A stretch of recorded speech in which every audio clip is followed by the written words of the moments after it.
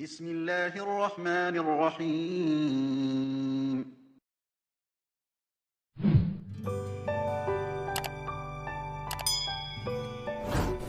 Assalamualaikum warahmatullahi wabarakatuh. Halo anak-anakku sayang, bagaimana kabar kalian hari ini nak? Bu Guru berharap kalian tetap semangat belajar, tetap jaga kesehatan, dan tidak lupa berdoa agar pandemi ini segera berlalu. Anak-anak, pagi ini Bu Guru akan mencoba menerangkan tema 5. Sebelumnya, kita membaca basmalah dulu yuk sebelum kita memulai pelajaran. Bismillahirrahmanirrahim. Nah, sekarang kalian ikuti slide berikut ini. Pelajaran kita kali ini adalah tema 5, pahlawanku. Subtema 1, perjuangan para pahlawan. Diperhatikan betul pelajaran kita kali ini ya. Tujuan pembelajaran kita kali ini, yang pertama, menggali pengetahuan baru yang terdapat pada teks non-fiksi.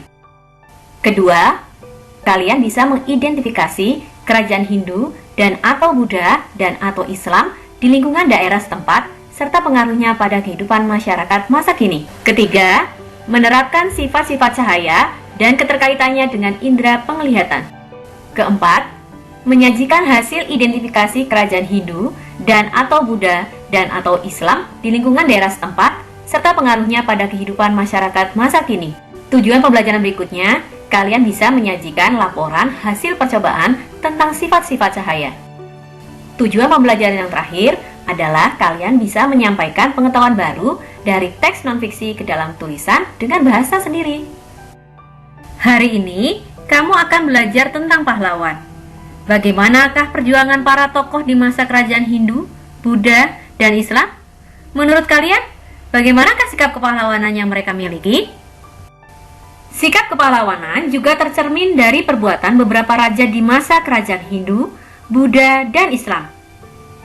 Di akhir pembelajaran kita hari ini, Bu Guru sudah menyiapkan lembar kerja peserta didik yang harus kalian isi. Di sana nanti, Bu Guru akan minta kalian untuk membaca sebuah teks dengan teliti dan menemukan sikap kepahlawanan yang terdapat dalam teks tersebut.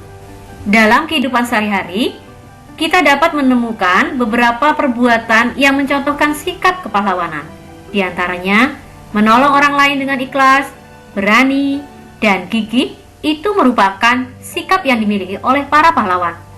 Untuk menghargai mereka, kamu bisa meneladani sikap kepahlawanannya dalam kehidupan kalian sehari-hari. Dayu sangat kagum dengan perjuangan Raja Purnawarman. Banyak yang telah dilakukan oleh rakyatnya.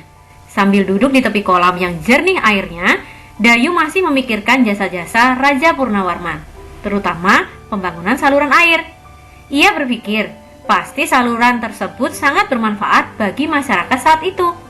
Dayu terus berpikir sambil memandangi wajahnya yang terpantul di kolam.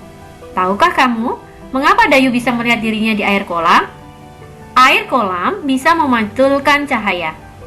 Nah, sekarang kita akan belajar tentang cahaya ya. Dan apa saja sifat-sifat cahaya itu? Cahaya adalah energi berbentuk gelombang elektromagnetik dengan frekuensi tertentu yang dapat dilihat oleh mata.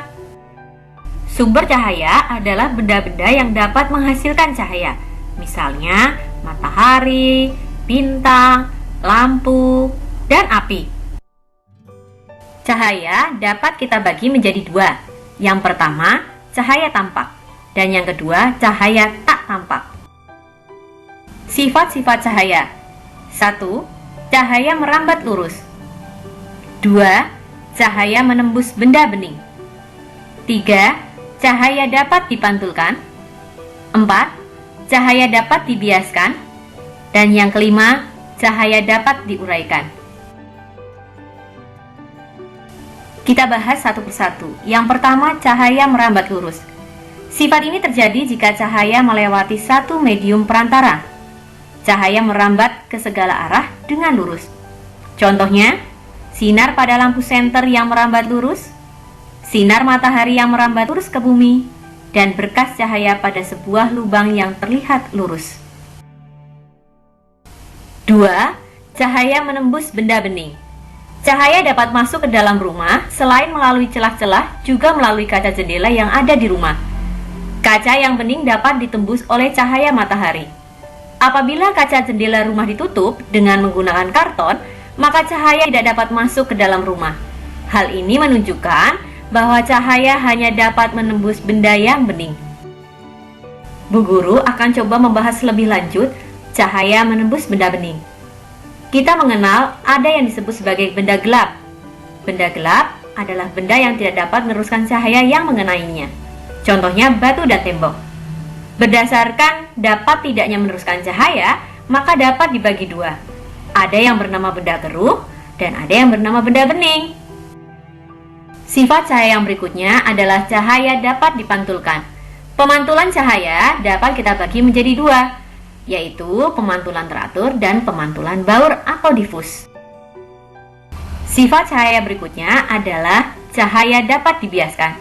Pernahkah anak-anak melihat ada sebuah sedotan yang dicelupkan ke dalam gelas berisi air tampak bengkok? Tentu pernah ya.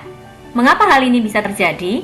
Hal ini terjadi karena cahaya dapat dibiaskan atau dibelokkan jika melalui medium yang berbeda kerapatannya. Sudah mulai paham ya? Coba kalian perhatikan gambar berikut ini. Jika cahaya dibiaskan dari medium kurang rapat ke medium lebih rapat, maka sinar dibiaskan mendekati garis normal. Contohnya, dari udara ke air.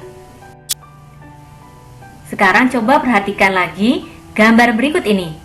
Jika cahaya dibiaskan dari medium lebih rapat ke medium kurang rapat, maka sinar dibiaskan menjauhi garis normal. Contoh, dari air ke udara. Sekarang Bu Guru akan memberikan beberapa contoh peristiwa pembiasan cahaya.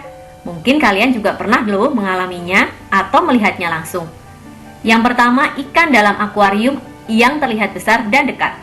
Kedua, sungai atau kolam akan terlihat dangkal. Ketiga, bintang terlihat lebih dekat dari posisi aslinya. Dan yang terakhir, pensil, paku, ballpoint tampak patah ketika dimasukkan ke dalam gelas yang berisikan air jernih. Sifat cahaya yang berikutnya adalah cahaya dapat diuraikan. Cahaya putih merupakan gabungan dari beberapa warna. Kalian pernah kan melihat sebuah pelangi? Pelangi merupakan proses penguraian cahaya matahari oleh titik-titik air hujan. Pelangi memiliki warna Mejikuhibiniu. Warna putih dari cahaya matahari diuraikan menjadi warna Mejikuhibiniu. Tahukah kalian apa itu Mejikuhibiniu? Me itu singkatan dari merah, Ji itu jingga, Ku itu kuning, Hi itu hijau, Bi itu biru, Ni itu nila, dan U itu ungu. Mejikuhibiniu. Penguraian cahaya putih menjadi cahaya Mejikuhibiniu kita sebut dengan istilah dispersi cahaya. Sedangkan penggabungan warna Mejikuhibiniu yang akan menghasilkan warna putih disebut sebagai spektrum cahaya. Bagaimana pembelajaran kita hari ini? Menarik bukan? Bu Guru berharap kalian sudah paham betul pelajaran kita hari ini. Jika kalian belum paham, kalian bisa menanyakan langsung pada orang tua kalian atau pada Bapak Ibu Guru.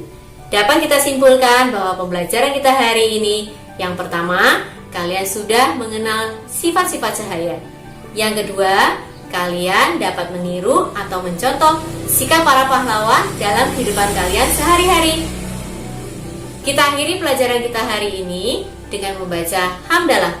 Alhamdulillahirabbil alamin. Jangan lupa kerjakan tugas yang sudah Bu Guru pasang linknya pada Classroom. Terima kasih. Assalamualaikum warahmatullahi wabarakatuh.